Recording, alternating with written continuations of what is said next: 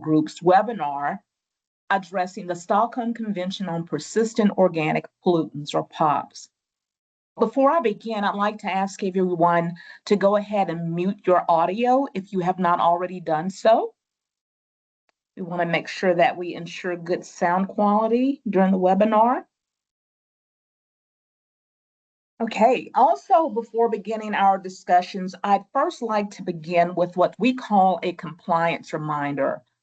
We typically share this with all of our participants that are members of IAEG, and especially since we have several guests that will be joining us, we'll be reviewing the compliance reminder for them specifically. So if you could show the compliance reminder.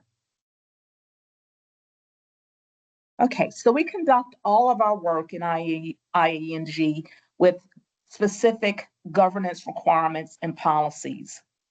And we also ensure that when we have membership meetings that compliance training is attended by all of our members.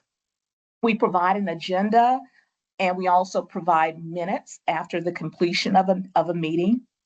Whenever there's an outside interest that could give rise to a conflict of interest with IAEG, the meeting participant must immediately disclose the conflict so a determination can be made on how to proceed.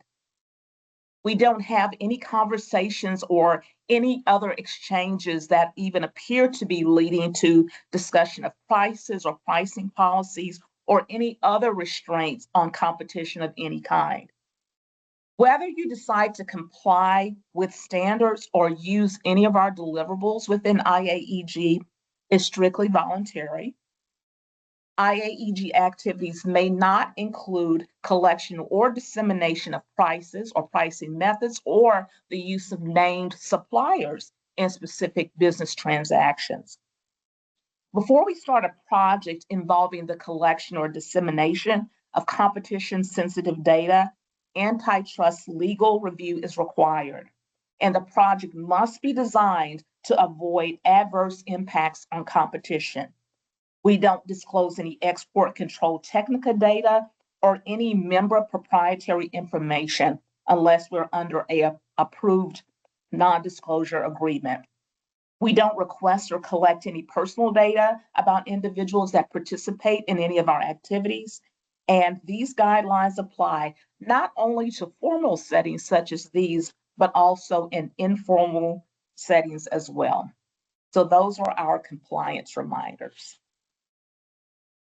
Now I'll just provide a brief overview of IAEG. IAEG, or the International Aerospace Environmental Group, is a nonprofit organization of global aerospace companies created to collaborate on and share innovative environmental solutions for the industry. The group works to promote the development of voluntary consensus standards and provide accessible solutions for key environmental issues. IAEG work groups address such issues as chemical material declarations and reporting requirements, the development of alternative technologies, and greenhouse gas reporting and management. They create a forum for diverse and often competitive businesses to come together and share information on global environmental requirements.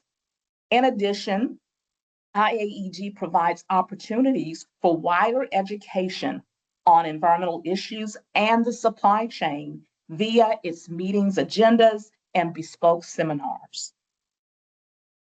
Next, we're going to go ahead and introduce our panelists. First, we have Mike Anderson. Mike is a technical fellow at Lockheed Martin within the Corporate Environment, Safety, Health, and Sustainability Organization. He joined Lockheed Martin in 2015 after spending more than 25 years providing ESH support to the chemicals and consumer products industries.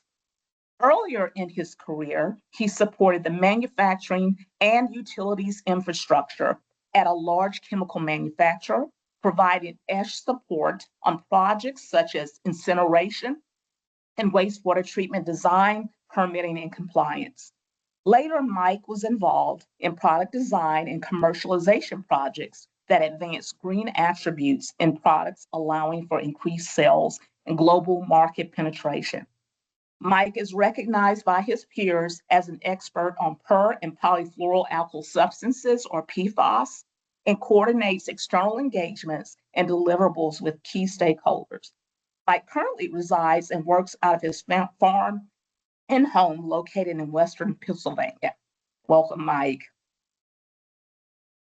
Anna Dobrova is a writer with the Earth Negotiations Bulletin and an independent consultant specializing in global environmental governance of chemicals and waste. A Ukrainian national, she is now based in the greater Boston area in the US. Since joining ENB in 2019, Anna has covered meetings on chemicals and waste, sustainable development, the ozone layer, climate change, and science policy interface. Anna is also a PhD candidate in global governance and human security at the University of Massachusetts, Boston, where her research focuses on international institutions and their role in building national capacities for multilateral environmental agreements implementation. As a consultant, she has worked with several intergovernmental entities, including the UN Environment Program and the Basel, Rotterdam, and Stockholm Convention Secretariat on projects related to MEA implementation, financing, and capacity building. Welcome, Anna. Agustin Hart has a degree on molecular biology and works as a program management officer at the Secretariat of the Basel, Rotterdam, and Stockholm Conventions under the United Nations Environment Program. He has more than 15 years of experience in national environmental policy development and international cooperation. Within the Science and Technical Assistance branch, he supports capacity building to developing countries to enhance their capacities on meeting their obligations on the environmentally sound management of hazardous chemicals and waste under these multilateral environmental agreements. Welcome, Agustin.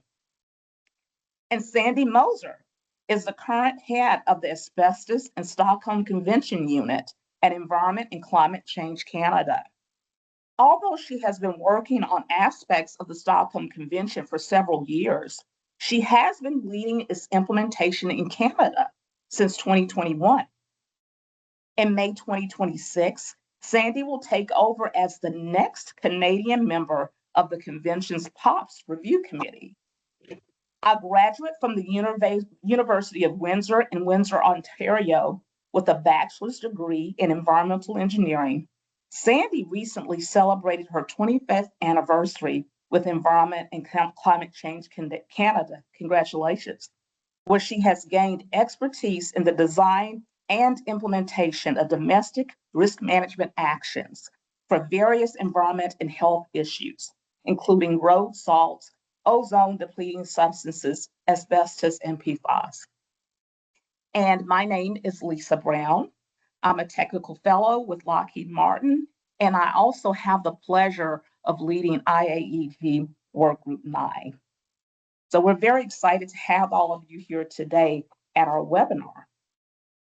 So next, what we'll do is I'll spend a little time introducing our fact sheet. Our fact sheet is a deliverable that has been prepared by IAEG to address the Stockholm Convention and provide information to the aerospace and defense industry, as well as the supply chain on this very important topic. So if we can go to the fact sheet, and again, I will not be going through it in detail. The purpose is just to make you aware of its availability. You can actually find it at IAEG.com. It's a very valuable document. I encourage all of you to visit our website if you do not already have it. Next slide, please.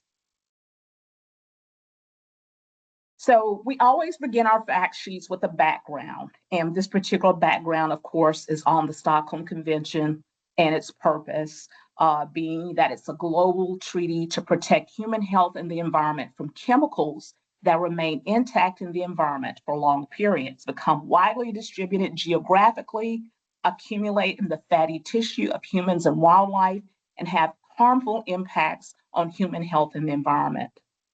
In the background section, you'll also see references to the annexes that are part of the Stockholm Convention. Next slide, please. Also in this fact sheet, you'll find relevant dates for the Stockholm Convention, beginning with its inception up into 2025, where we had noteworthy additions. So this is also valuable information. Next slide, please.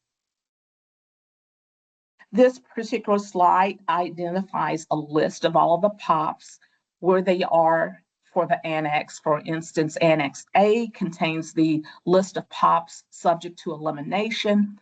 Annex B, those associated with restrictions, and Annex C, unintentional production. You can also click on the full chemical list here so that you can see the full chemical list of POPs. Next slide.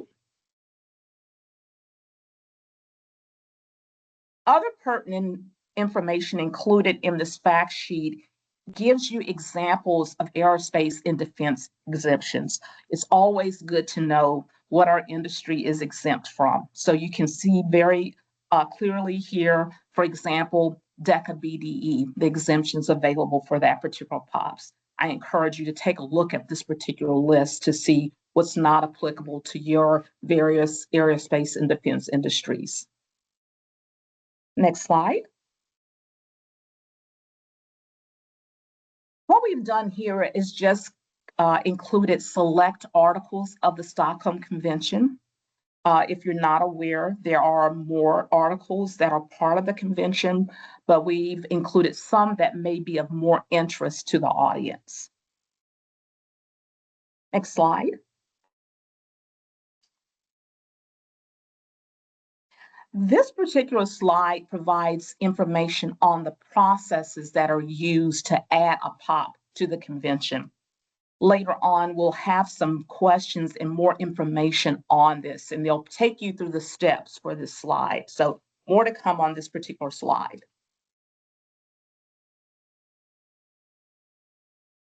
The next few slides address particular regulatory obligations that are relevant to the aerospace and defense industry, as well as some pertinent exemptions, such as requirements for manufacturing and importing, requirements for waste disposal.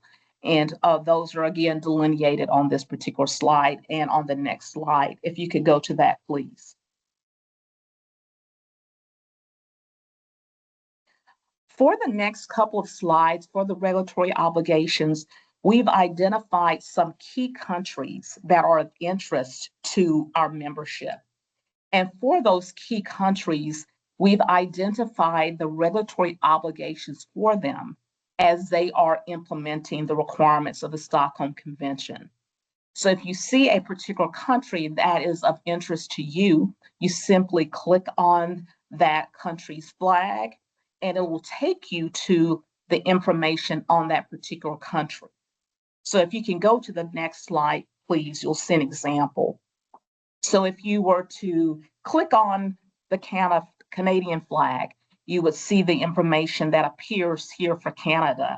And included in this particular section, you're able to actually click on the link for the implementing regulation for Stockholm Convention for Canada, as well as the other countries that you see there. Next slide, please. Same thing here. You click on the country of interest, and then you'll see the information appear for that country, again, identifying or providing a link to the implementation requirements for that country. Next slide. Same information here. And this particular slide identifies the risk for the aerospace and defense industry. So as you're looking at the list of chemicals that may apply to you, you definitely want to consider the use of them, because there may be implications on global supply chain exposure, any international contracts that you may have for your place of employment, obsolescence of materials or technologies, increased compliance costs, any scrutiny associated with sustainability, penalties and fines, and also loss of market opportunities. So you find more information on those various types of risks associated with the manufacture, import, and use of POPs. Next slide, please. In this package of information that's included in the fact sheet, we have additional resources that are provided that you can click on the link and identify any other pertinent information relative to the Stockholm Convention. Next. I've already introduced IAEG to you, but our fact sheet elaborates on IAEG's Vision 2030.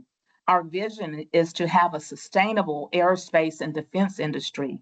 Our values, championing standardized practices, partnering with stakeholders, and elevating the impact of IAEG. So again, please take a look at our fact sheet on IAEG.com, and I'm sure that you will enjoy the information that has been included. Next, we will get to the questions for our panelists. I've already introduced them to you, and we're ready to provide some questions to them. So I'll begin with Agustin. Agustin, what are the steps related to implementation of the convention, and how long does it typically take to enforce the requirements? In the process of answering that question, if you could also define the roles of the parties versus the regulated community. Great, thank you. Thank you very much, Lisa, for that question, and thanks again for inviting me to share this time with you. Maybe if you could just show the slide of your brochure that shows the steps for listing a chemical under the convention, that would be very helpful to explain. Yes, that one, perfect. So as you may know, under the Stockholm Convention, any party to the convention, and we have at the moment 185 countries plus the EU, so 186 parties to the convention. Any of those can submit a proposal for listing of a chemical or a group of chemicals, and we have seen the recent years this approach of clustering and directly addressing families of chemicals instead of one by one. And this is the initial step. For that submission, the country, the party to the convention, has to provide information required and listed in Annex D, which includes the chemical identity, especially if we're referring to a group of chemicals, and information on the persistence, the bioaccumulation, the potential for long-range environmental transport, and adverse effects that they may have to justify the proposal of listing these chemicals as a POP under the Stockholm Convention, and why global action is needed. The Secretariat then makes an initial screen and provides this information to the POPROC, the Persistent Organic Pollutant Review Committee, which is one of the main science-based subsidiary bodies under the Stockholm Convention. In the first meeting, they will screen against Annex D criteria the proposal of listing. And if the experts and nominated scientists agree that this should go into the next stage, then the first call of information, and this is to parties and all observers to the convention, which includes private companies, associations, NGOs, and UN agencies, and other type of organizations. Everybody is invited to provide information to develop the next stage, which is the risk profile. So the experts work intersessionally from one meeting to the other. I forgot to mention that the POPROC meets every year, usually between September and October. So the steps you see in green are the POPROC meetings. At the second meeting, if everything is okay, the experts will decide on the approval of the risk profile, which is the information necessary for the risk profile is listed in the Annex E of the Convention. And this includes the sources of production and use of the chemicals, the hazard assessment and the endpoints of concern, the environmental fate and monitoring data of the chemical in question, exposure information, risk evaluations at the national and regional levels, status of the regulation of these chemicals internationally, etc. If the POPROC decides then that the information is sufficient to determine that as a result of its long-range environmental transport, the use of this chemical will lead to significant adverse human and/or environmental effects, and because of that, the global action is guaranteed. Then this will move to the next stage. Will be the development of the risk management evaluation, and this will also take another year. Parties and observers will be invited again to provide information, and I must highlight here the role of the proponent. So the country, the party that has proposed the listing of this chemical will also take a leadership role in conveying the work intersessionally to prepare the documents, and will support the POPROC in doing so. At the third meeting, the POPROC will then consider the risk management evaluation, and if they consider that this is sufficient information and that all of the requirements have been fulfilled, including, for example, identification of alternatives, efficiency and technical feasibility of an adoption on the banning of this chemical, socioeconomic aspects, access to information and public education, etc. So if all of this is met as well, the POPROC may decide to propose, and this is a recommendation to the conference of the parties, to list a chemical or a group of chemicals in either Annex A, B, or C of the convention, with or without specific exemptions. So going back to your original question, how much time since the proposal is made by a country until the recommendation is sent to the conference of the parties, where the countries will decide on whether listing or not, we are talking about a minimum of 3-year cycle. So 3 meetings of the POPROC to complete this stepwise approach. If at each of the meeting, the POPROC decides to proceed forward. We have, of course, some examples where more information was needed on the identification of the chemicals, on the environmental and health impacts, etc. And then the decision of moving to the next step was deferred to another meeting. So we're talking about a minimum of 3 years.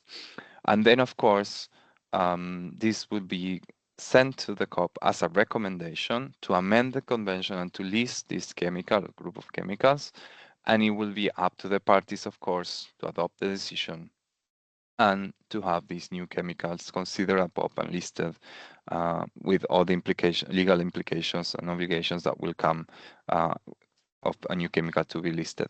Just on the timing, I will add, and this is a very pertinent bubble at the end, that once the decision is adopted, it takes us some time to translate to all UN languages, correct any problem that we may have, and then submit these to the UN treaty depository. And from there, it takes 1 year for the amendment to enter into force. So we are talking about 3 years for the proposal to be considered by the conference of the parties, and then approximately 1.5 years after the decision is taken until the enter into force. And we will discuss how things enter into force for different countries in a different question. So I'll stop there and I'll be happy to respond in any follow-up questions. Thank you. So there's quite a bit of time, but there's lots of steps. So we need to really understand that the steps that are involved. Anna, would you like to add anything to this question? Sure. So I would like to respond to your question about the difference between parties and regulated communities, Okay. because I think that while Agustin outlined the timeline and the entry into force, which we'll talk about later, how it differs for different countries, I think it's very important to note that obligation that the listing creates is for parties. So Stockholm Convention relates to the parties, meaning countries, right, who sign and then ratify or accept, or depending on the legal systems. And then each country has its own relationship with the regulated community, meaning industry, users, holders of specific chemicals, and then facilities that manage waste, because once POPs enter a waste stream, it's another process, right? So they have to be disposed of in an environmentally sound way, and that is also regulated. But the relationship here is between the country and the regulated community, and it's up to every country to translate requirements of the Stockholm Convention in the national legislation, depending on the legal system. And there are many nuances and aspects to it.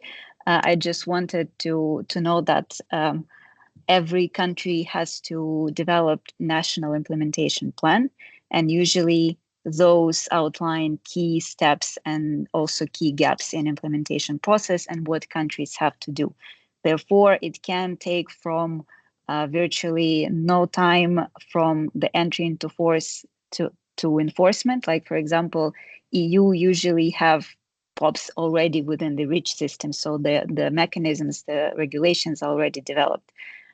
It can take years for other countries for whom every steps have to be taken from scratch, assessing where these chemicals are, developing legislation, regulation, technical capacity to test, etc. So it varies significantly from country to country. Thank you for that clarification. I really appreciate that. So both of you, thank you for your responses on that. So I'm going to move to a different question. To your point earlier, Agustin, how do different countries implement the convention? So for instance, with you, Sandy, in implementing the convention for Canada, how is that done? Well, before I get into how Canada does it, I will address Agustin and Anna both mentioned the different ways that parties can be subject to the convention. And so I'll go through that really quickly. So for most parties to the convention, about 90%, they're automatically bound by amendments to the convention. So for example, when a new substance is listed, they're automatically bound to the requirements of that listing when it comes into force, unless they opt out of that listing. So for them, when a substance is listed, it just kind of goes automatic unless they step in to opt out of that listing. However, for 18 of the 186 parties to the convention, including Canada, they're not automatically bound. So these parties are referred to as opt-in parties because amendments to the convention only come into force for these parties when the party has ratified them. So, for example, when a new substance is listed to the convention, the requirements of the listing only come into force for Canada when we ratify them. Being an opt-in party for Canada allows us to ensure that the domestic measures are in place prior to committing to international obligations. Some of the other opt-out parties include Argentina, Australia, China, India, the Republic of Korea, and the Russian Federation. So for Canada, because we are not automatically bound, we are an opt-in party because it does take us a long time to sometimes be able to address chemicals if they haven't already started domestic action within Canada. We there are some parties to the convention have automatic mechanisms that allow, once a substance is added to the convention, it just automatically, something happens within their legislation. Canada's legislation is not set up that way. So we have to go through all the hoops that we would have to go through for any domestic regulation of a substance in Canada. So our ability to ratify really depends on or I shouldn't say our ability, the quickness with which we can ratify a substance really depends on whether we've already been assessing or managing that substance. And if we have, then it becomes easier because we can just tweak what we already have. Whereas for some substances where we haven't done an assessment or we haven't taken risk management yet, we have to go through the full domestic cycle of proposing and finalizing regulations for those chemicals. So it really depends on the status of that substance within Canada, but we do aim to ratify as soon as we can, and we have ratified 26 of the 37 substances that are listed to the convention. But it can take some time, or if we aren't quite set up just yet for managing that chemical. Sandy, thank you for going through that process for Canada. That was very informative. So now I'm going to ask Mike. Hey, Mike, will you take us through the perspective on the EU, European Union, as well as the United States? Yeah, absolutely, Lisa. And thank you for the invite, and good morning, good afternoon to everybody. I'll start with the European Union because many of you are, I'm looking down through the participation list, and I recognize a lot of names that are obviously identified as members of European, the regulated community out there. So the EU has been from day one a strong supporter, advocate for the initial convention, early ratifier, even early regulatory adopter. And for folks that may not be aware and haven't been around for 25 years, they leveraged a lot of the early restrictions that were in the Marketing and Use Directive to implement Stockholm early on. And then, of course, their regulations grew, if you will, in terms of more robustness, adding the new chemicals. If you think about it, the first batch of chemicals under the treaty were the dirty dozen, largely pesticide and herbicides with PCBs and dioxins and furans. They were easy to attribute under the existing regulatory structure. But like I said, Europe had to develop their regulations around that, and they did over the last 25 years. With the most recent significant amendments coming out in 2019, with obviously new chemicals being added every year and so forth. So there's always amendments thereafter. Just to iterate something that Anna, and she did a wonderful job explaining the difference between the treaty and the regulations, because particularly in Europe, because the nomenclature is so close, people will often interchange the EU regulations with the treaty. I've seen people reference pop rock with regards to the regulations in Europe, which are completely two different distinct work products and obligations. So just to reiterate that, to make sure there's no confusion, parties are responsible for implementation and execution of the treaty's deliverables, right? So Sandy's on the phone here. She's responsible for Canada's implementation of the treaty. We, as the regulated community, and I'm looking through the list, there's a lot of us on the, that are aerospace and defense contractors and primes out there. We're responsible for what the regulations say. And EU, like I said, has put these regulations in place for a long time. Now, the EU regulations are very closely aligned with the treaty. They have, like I said, the robust system, plus they've got other chemical regimes that they can build off of. There are slight deviations between the EU regulations and the larger UN treaty obligations. I'll probably try to get into a few of them, but we may not have a lot of time here. But the regulations in itself kind of mirror the structure of the treaty in terms of the different annexes. So it has an Annex 1, 2, and 3, which corresponds with the ABC of the treaty, the elimination, restricted, and then the unintentional produced kind of compound. So please be aware of that. Also keep in mind that Annex 3 under the EU regulations is a little bit larger in terms of constituents that can be identified as unintentionally produced POPs compounds. So you may have additional requirements there. But Europe, or the European Union regulations, also has an Annex 4 and 5, and largely the Annex 4 provisions apply to European countries that also deal, or European producers, places on the market, and users of POP compounds for the sake of waste management. You don't see that at the UN treaty level. But it's a unique addition to the European regulation, the EU regulations, and it manages essentially disposition. It identifies what is banned in terms of recycling and recovery operations, just so we don't proliferate, these POPs into the recycling stream and create bigger problems for ourselves. So like I said, there's without getting into the details, EU regulations are fairly closely aligned, not like we see in particularly Southeast Asian countries where it's pretty much a drop-in regulation. They either copy and paste or reference the treaty itself and create implementing regulations. And it's not like what Canada is doing into the opt-in, opt-out provisions where they're taking bits and pieces. But it is still closely aligned with the broader framework of the treaty. So, and just real quick, and I don't want to get into a lot of details because we've got a lot more questions to go, but for the folks on the phone, pay attention to the recent additions, particularly 2025 with the EU regulations, POP regulations.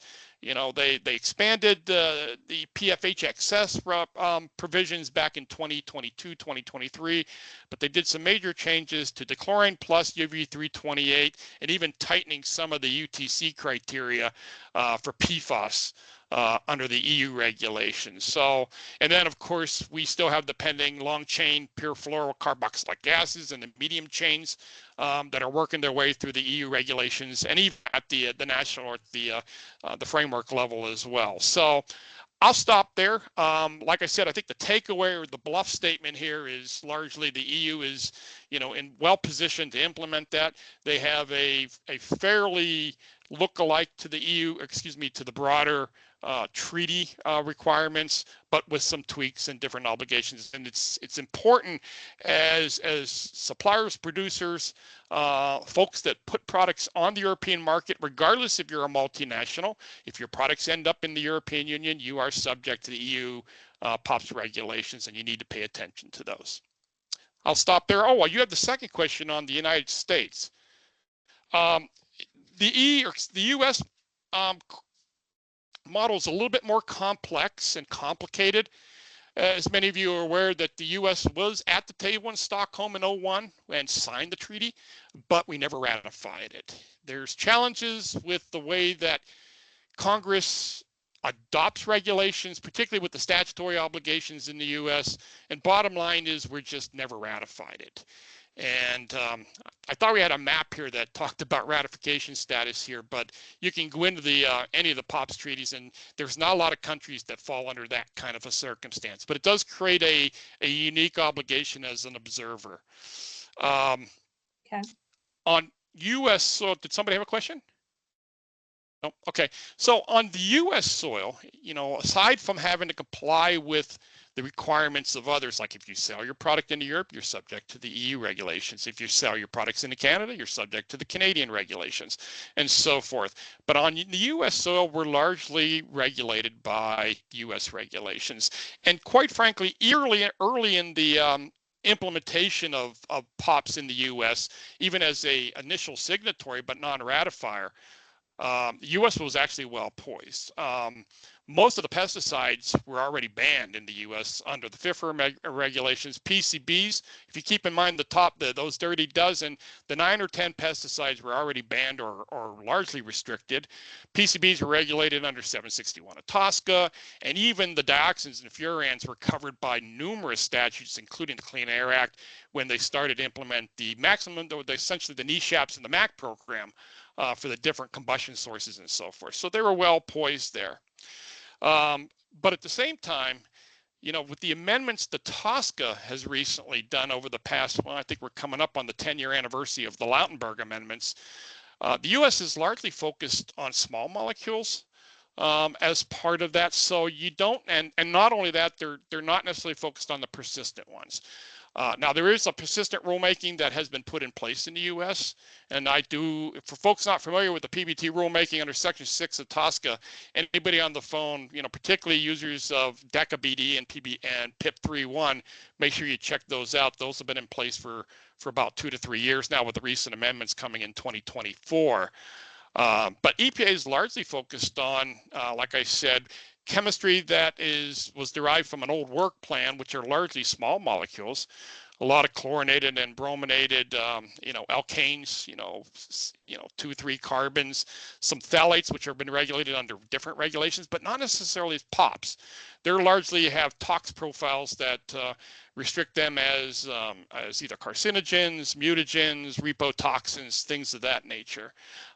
The overlaps would be things like medium chain chlorinated paraffins, which TSCA regulates separately under Section 6, and so forth. So there is some alignment, but again, it's very disjointed, if you will, the American model. And like I said, when you're in the U.S. and you're on U.S. soil, you're complying with TSCA and not necessarily anything having to do with POPs. And of course, that changes obviously when you export your product. So I'll stop there, and I'll yield the clock back to you, Lisa. Okay, thank you. I do have, and well, Sophia, we have a question from you, but we'll take it at the end, if you don't mind. I have a question though for Anna.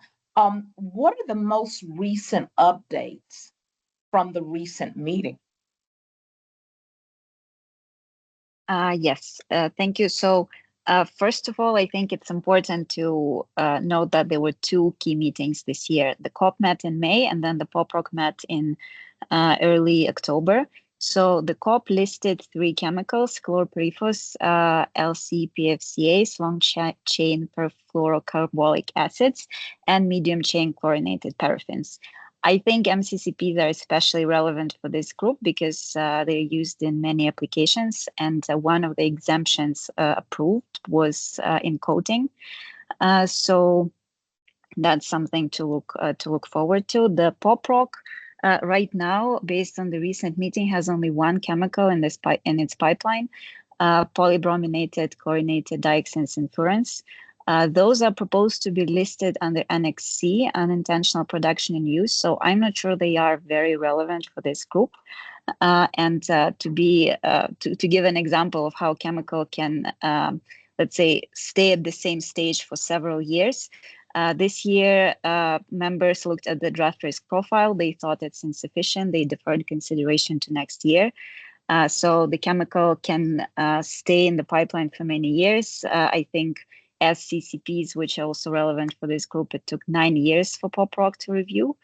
And it also works on other technical aspects of the Stockholm Convention, which can be quite relevant. For example, the POPROC is to review the MCCP listing, the chemical identity, so the concentration greater than 3% by weight threshold is to be reviewed and proposed for COP consideration by 2029 or in 2029. And then exemptions are to be reviewed and proposed to the COP in 2031. So the industry, as one of the stakeholders, can provide input in POPROC's work on those.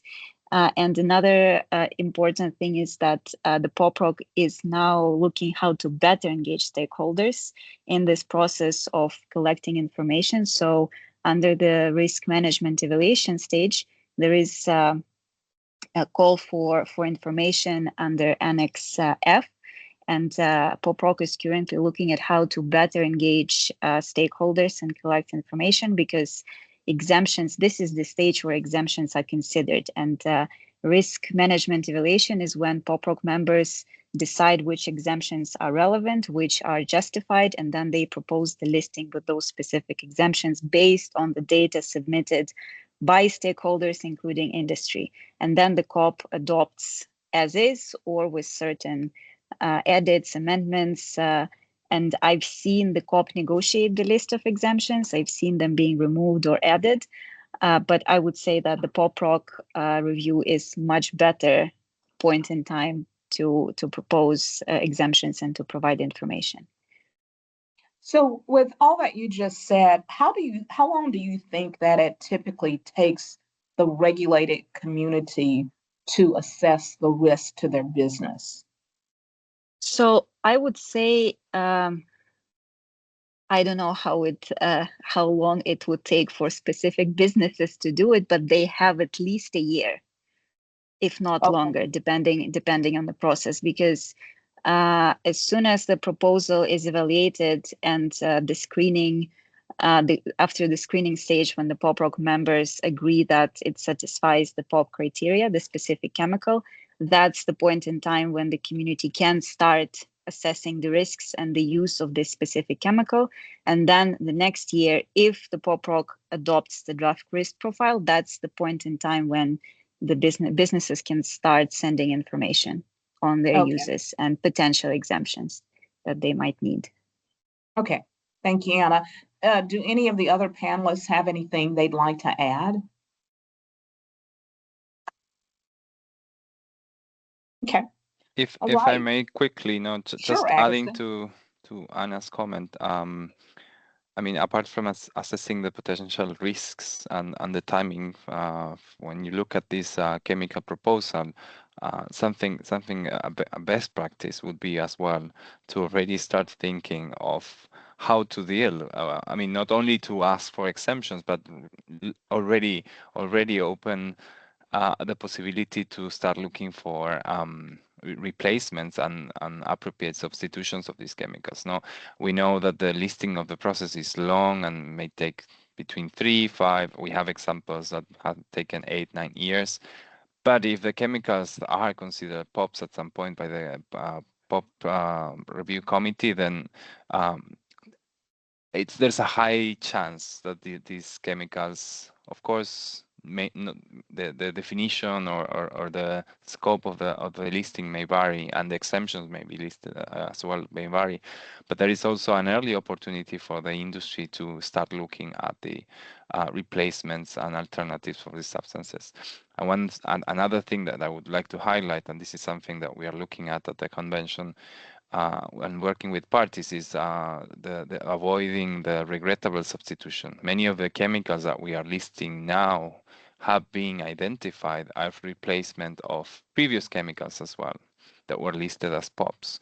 So with the new technologies, with predicting models of how these chemicals will behave in the environment and what are the risks, I think there are new tools that allow us to promote innovation and identify safer alternatives as well. So there's also a chance for early engagement by the industry, and whoever gets this solution, of course, will have opportunities there as well. Thank you, Agaston. So I'm going to open this up to all the panelists. So what are the challenges that you see, if any, in submitting the next chemical candidates? I can say a little something about that. Okay. I think for me, one of the biggest challenges that I'm seeing with the new listings and like finding the new substances to put on, there's actually two, and one of the challenges is that sorry, I just lost my train of thought. I have to grab it again. But I think one of them is that these substances, more and more, we've dealt with a lot of the substances that were already on their way out. They were dyeing chemicals. dead chemicals. So it's pretty easy to be able to put them on a list and eliminate them. But more and more what we're seeing is substances that are in active commerce. So it's really been much more difficult in the last few years with these new substances that are being nominated to really figure out where all they're being used and come up with appropriate timelines for exemptions to allow the industries to find alternatives. A lot of these substances are used in articles that are of critical importance to certain industries like aerospace or medical devices or automobiles where they provide a very critical function within those articles. So it's more and more difficult. It was much easier earlier on where everyone was already getting rid of those substances to just prohibit them and be done with it.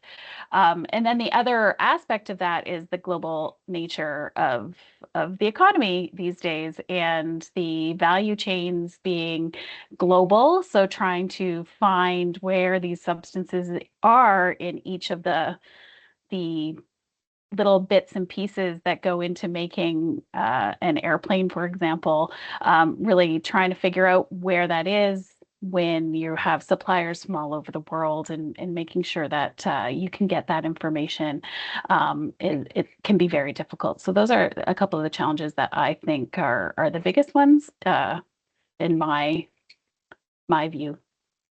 Okay, thank you, Sandy. Would anyone else like to add to that? Okay, so I have a question for Anna. Go ahead. Yes, so I just wanted to add that as chemicals are getting more and more complex, the research is more and more costly and harder to confirm for specific substances when we're talking about POPs qualities. I've seen it in the review of MCCPs, medium chain chlorinated paraffins, that let's say how to define the identity and whether certain results for specific length is applicable for, let's say, other length. So where to draw the line between MCCPs that are proposed to be listed and LCCPs, for example. The same conversation, as far as I'm aware, was happening during the SCCPs listing.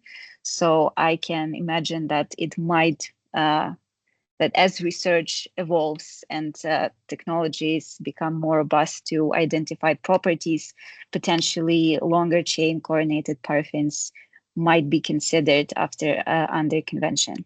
So it's hard to prepare a listing proposal, but as research evolves, let's say what was uncertain 10 years ago has more solid evidence now, and the trend will continue, I'm assuming.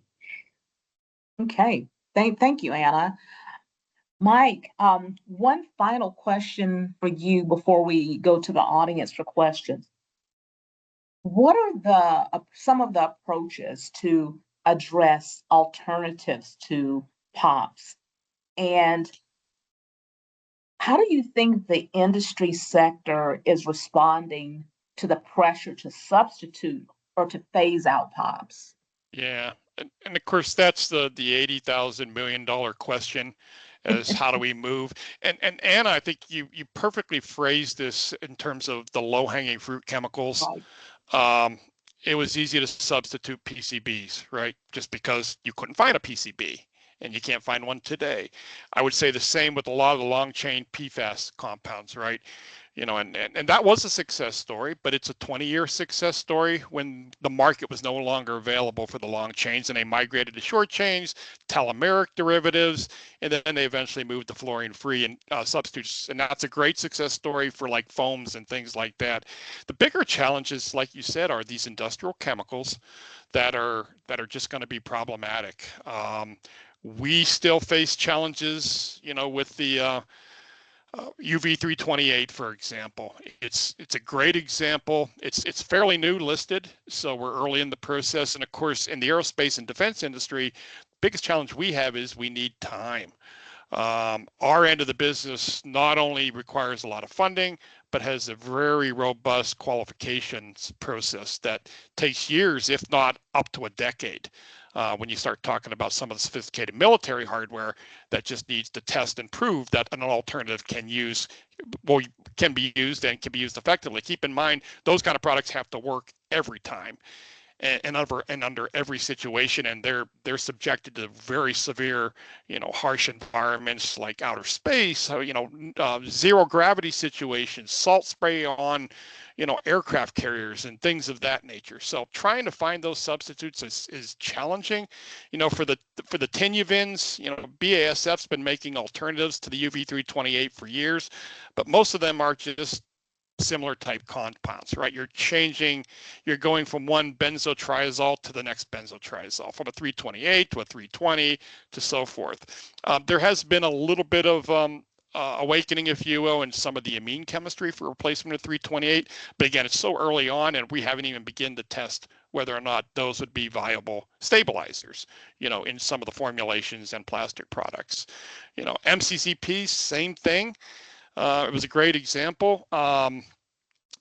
We recently found out that one of our formulators removed one of the medium chain chlorinated paraffins, which is wonderful, but they just migrated to a long chain, right? So whether or not that's considered regrettable substitution or just existence in the chemical world nowadays, until you find that next super molecule or secret sauce to enable you to work. But the biggest challenge, like I said, there's so many of us on the phone, is we need time, we need funding, and because we're subjected to very strict qualification standards. It's not like the Consumer Electronics Division. It's not like maybe some of the simplified other industries out there.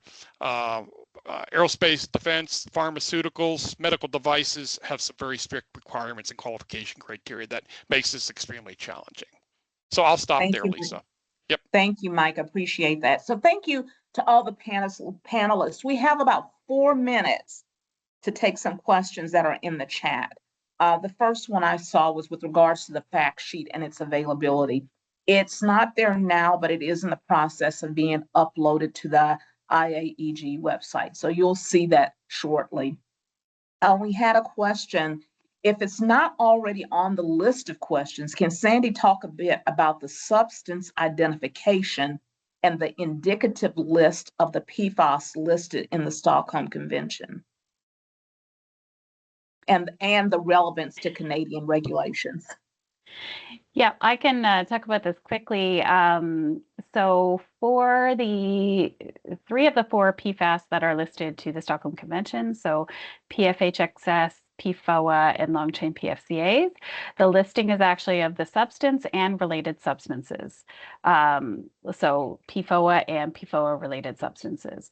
PFAS is a little different in that it's PFAS, it's salts, and PFAS-F, so it's very specific substances, whereas the other 3 have the related substances. In Canada, we would call those precursors. So they're substances that can break down into PFAS, PFOA, long-chain PFCAs, and PFHXS. So Canada, the way we have done our regulations and the Canadian Environmental Protection Act is that we don't rely on CAS numbers. The listing is for PFOA, and it's a long list, but it pretty much means the related substances.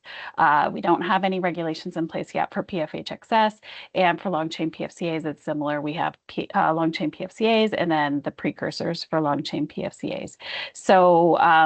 So for us, we don't really rely on the CAS numbers. There is a website called the Substance Search Tool that was developed at Environment Climate Change Canada, where you can put a substance CAS number in, and it will tell you if a substance has been regulated.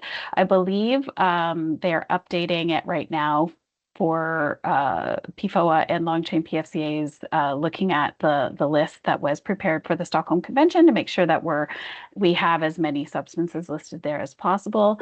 But the 2 listings cover pretty much the same lists of chemicals. I'll note that there are some countries that actually use that list. They have some countries, their legislation is based on CAS numbers, so they tend to use those lists a little bit more directly. Canada, we will use it as a reference, but it's not directly used in our regulations. Thank you, Sandy. We have 1 minute, and we have 2 questions. In about 30 seconds, we'll take one, and we'll try to address the last question by email. Marie Claude had a question. Is there any specific obligation from the POP Stockholm listing on import, export of articles containing listing substances? So we're talking articles here. So what I can add very, very quickly, because this is a very complex issue as well, and many countries have recognized that they don't produce their chemicals, but they are importing lots of articles and products containing them, and then they have obligations at the end of their life to deal safely and dispose safely their POP content. But just there is a specific process, for example, and this is little note 2 of Annex A, where the convention says that each party may identify articles or products that have been already manufactured or are in use containing one of the POP lists. And as long as they notify the Secretariat, and there's a specific process, I can give the link where this information is. And we have several countries, including Canada, in this notification of articles in use. They are somehow not covered by the restriction because these were already produced before the listing. So there's a specific process for these.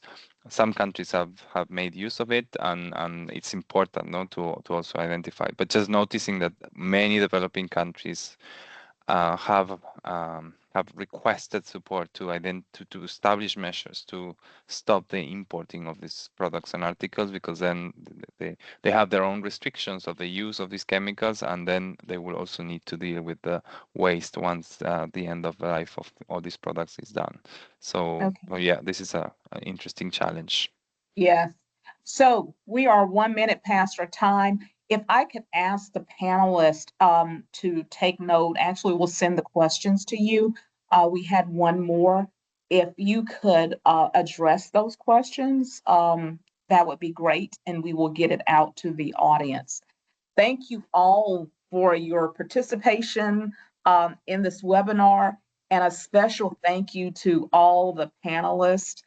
This has been very informative. And let me take the opportunity to say, stay tuned for our next fact sheet on the Minamata Convention. Thank you all, and have a great rest of your day. Thanks, Lisa. Thank you. Have a good day. You too. Thank you. Thank you. Thank you.